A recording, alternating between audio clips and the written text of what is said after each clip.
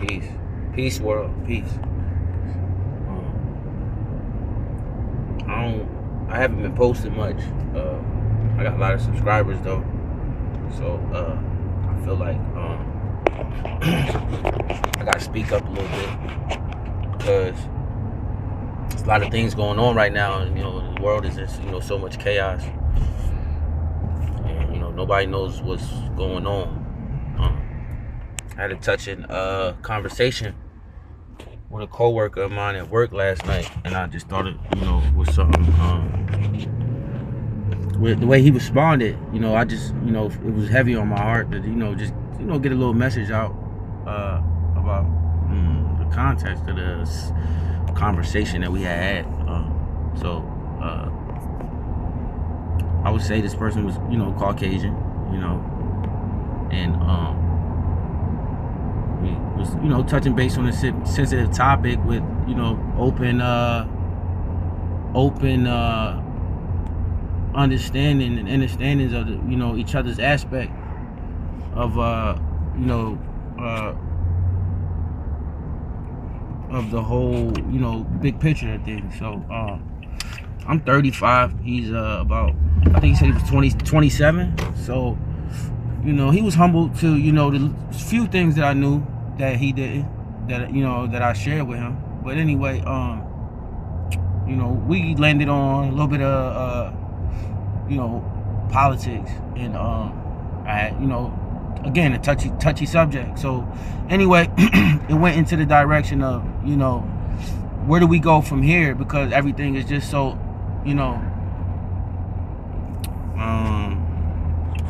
it's done basically. It's just, there's no way things could go on the way that they have been. We both knew that, both being the age that we are, with my 35 years of experience and his 27. Anyway, so it got down to him asking me, the question of, like, in my opinion, what do I think we can, what do I think is going to happen, to fix it? And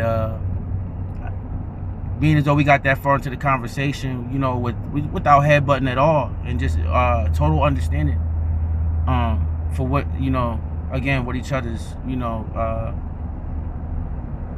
stance was. So I said, well, I would like you to brace yourself, because, it's not something you would ever hear. It's not something you can even imagine.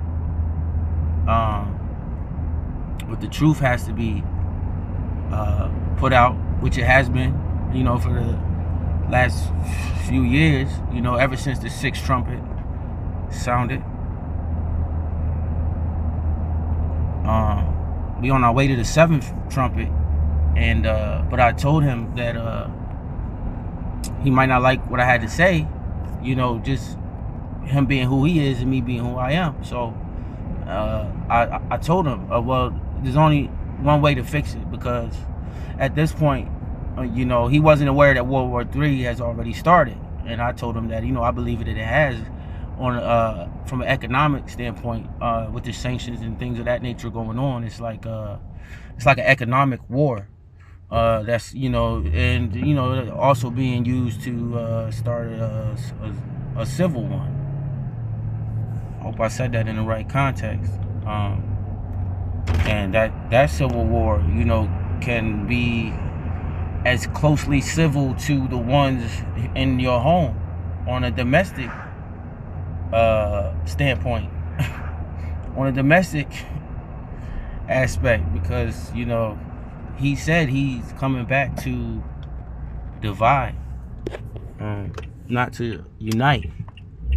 So obviously uniting isn't written in the plan. So with me explaining to him that it's an economic war, I told him that these other countries we're slowly going back to the gold standard, which we already have. And the sanctions are because other countries not wanting to do business with the American corporation anymore. And I asked him if he remembered the comment from the president over in Russia, a few years ago about the Americas, the United States needing to not be concerned with their affairs over in Russia, but be more concerned with the issues on their soil with the policemen killing the indigenous people. There was also other references of that same individual stating that dang, where was I going? Got lost on that one for a second. But anyway, so China and Russia, you know, they don't want to do business with America anymore due to the dollar, because it has no value, and nobody, you know, sees any value anymore or wants anything to do with it. Now, with the fall of the dollar comes the whole American system, because that's what it's based off of. Anyway, so I explained to him that, and if America, the land, in order for it to at least, it will be saved, it will be preserved, but the only people with access to the American gold is the indigenous people. We have not been killed off. We are not extinct. We are still here. So before anything be fixed, what is ours has to be given back to us. And you know, his mouth kind of dropped to the floor, and you know, he teared up.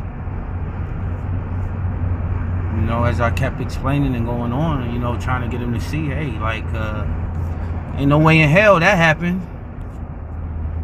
How are we everywhere, but we weren't here? How are we everywhere, but we weren't here? So we were everywhere but here. It doesn't make any sense, you know. And then I had to, you know, give him the rundown of, in the end times, the prophecy is that the meek shall inherit the earth.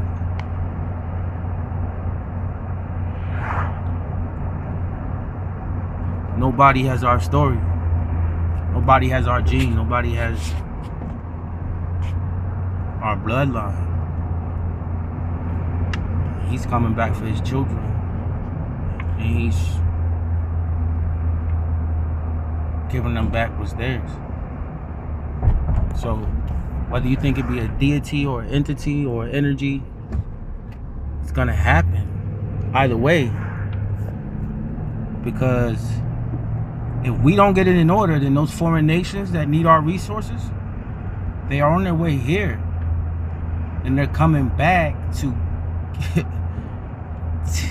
if they're coming back to take what is ours by force, place it back in our hands, and then we gonna let y'all know what we gonna do to fix it.